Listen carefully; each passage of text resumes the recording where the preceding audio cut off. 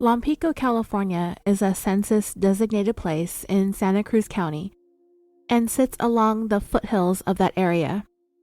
It was founded in 1927, and today the population stands at approximately 880 people. Lompico is considered a beautiful retreat. That is the perfect place if you really want to live surrounded by nature, but also still be able to reasonably commute to work.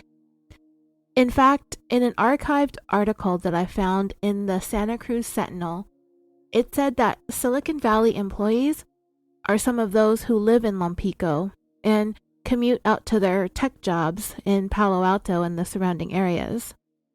It's remote, but not completely totally out in the middle of nowhere. Grateful Dead frontman Jerry Garcia, his family had a country home in Lompico where they vacationed when he was a child.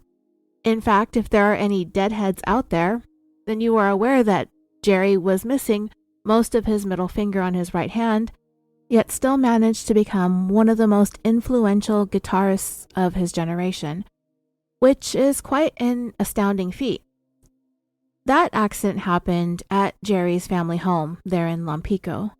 I guess that it might be the area's most notable claim to fame, closely followed by the story I'm going to share with you today.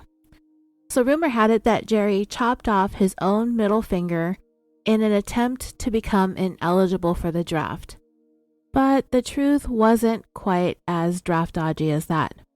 In 1947, when he was 4, Jerry and his brother Chip were taking turns chopping wood while the other one held the wood in place. And when it was Jerry's turn to hold the wood one time, his brother either missed or slipped and ended up severely injuring Jerry's middle finger. It wasn't exactly chopped off at the time, but ultimately doctors were unable to reattach the digit. He was left with most of his middle finger missing, and he went on to become one of the founding members of the Grateful Dead 18 years later, out of Palo Alto, California, and the rest, as they say, is history. Lompico resident Bob Hall moved there specifically because it was peaceful and quiet and sparsely populated. He had a desire to get away from the fast-paced lifestyle that he had been living and working in previously in the city, and he was particularly fond of all the trees and the forestry surrounding Lompico. At the time our story takes place, back in 1998, Bob was 45 years old. He was divorced and the marriage produced no children, so it was just him, the bachelor with no wife or kids, none of that stuff to concern himself with. So Bob would often spend time with family.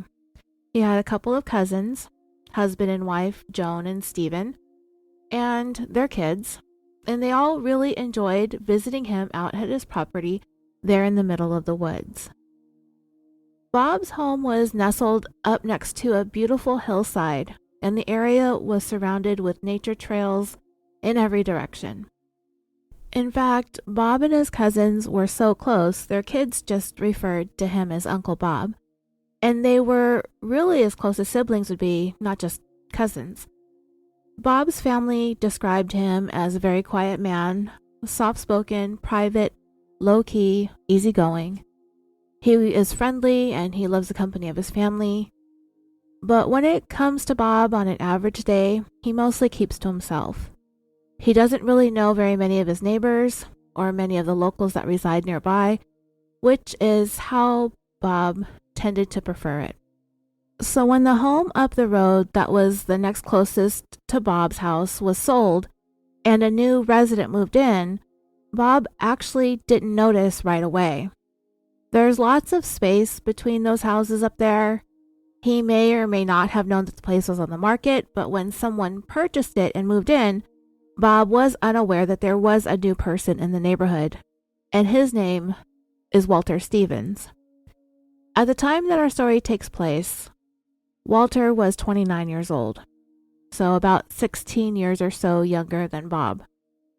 Walter had recently been discharged from the United States Coast Guard, which is how I discovered this story. I found an article on militaryjusticeforall.com that listed 25 cases on the Investigation Discovery Channel that featured military veterans. After leaving the military, Walter found a job working for a machinist in San Jose, California, which is a commute of about an hour, give or take. Like many others who lived in Lompico, Walter really wanted the remoteness that the town had to offer. He loved nature and the redwood forests. It was everything that he had wanted for himself in his post-military life, but still be within driving distance of his job. The place Walter purchased up the road from Bob was his very first house. He quickly began making changes and upgrades to his new place. Walter was a very handy person. And not only was he excited about working on his new place, he was also more than happy and willing to help any of his neighbors with any of their weekend DIY projects, which quickly made Walter one of the local favorites when it came to all of the neighborly neighbors. So the residents who Walter endeared himself to described him similarly to the way that Bob's family described him. Really friendly, easygoing, laid back. It seems to me like those are the certain types of personality traits that one who would long to live in a place like Lompico would share. This is a laid-back place for laid-back types of people. Neighbors also described Walter as kind of a good kid, the type of young man who you would describe as being sort of a mama's boy, even though he didn't live with his mama. He was a pretty clean-cut guy who didn't indulge in many of the things people his age may indulge in. He did not use drugs. Whenever he was hanging out with his neighbors and they offered him beers, he would always turn it down, preferring to keep on working at whatever project they had going on that particular weekend. Walter was a hard-working guy. Whenever he was deep into a project, he liked staying focused. So getting together with the neighbors, while it was almost always a social/work thing for most of them, for Walter it was all work. He wasn't going to sit around drinking the beers and shooting the breeze with the guys. And he would often need to be reminded to chill out and take a break once in a while. Some of the neighbors were also retired military guys, so the do-it-yourself projects were always second to hanging out and socializing. That was the pace of Lompico, and Walter just hadn't quite settled into that just yet with everybody else, but he managed to make friends everywhere he went. The time came when Walter and Bob finally met. Sometime after he had moved into the area, Walter was walking past a place near Bob's property when he saw a vehicle stuck in an embankment. Bob was on the outside of the car trying to figure out a way to get it unstuck while his cousin was inside the car revving the engine, but they only managed to get the wheels spinning and the car not moving. Walter introduced himself and told Bob to hang tight. He would go back up to his place and get his vehicle. He said he had some snow chains, there was lots of snow on the ground, and he could pull the car out. And from there, Bob and Walter had the beginnings of a new friendship. And if Walter wasn't already like Neighbor of the Year, he was also quickly becoming Lompico's Citizen of the Year too. Once he was moved in and settled, he quickly became involved in the local community, and that included community improvement projects. One of the long-term projects involved some upgrades and repairs and just general maintenance that was desperately needed on the main roads that ran through Lompico, and I think there was probably just one main road. So apparently when it comes to all of the work and maintenance on the roads throughout Lompico, the responsibility for that falls onto the homeowners, and many of the homeowners actually do the work themselves. And it was a thing that Walter immediately stepped up to help out with.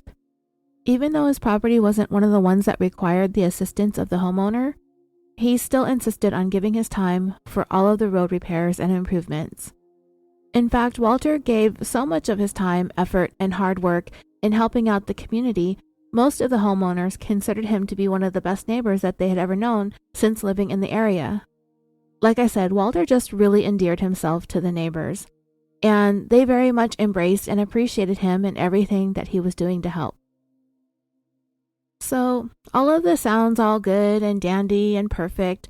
Love thy neighbor, everybody getting along, everyone's happy and swell. And it was, until it wasn't. You would not find this story in one of our episodes if that were the case.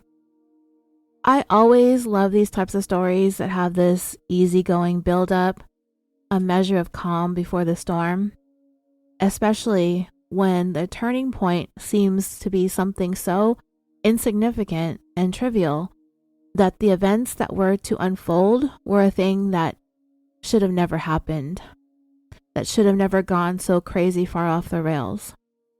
And there's another thing to remember. Insignificant and trivial are relative. To listen to the rest of this riveting tale, it is available exclusively to Patreon subscribers at the $5 tier and above.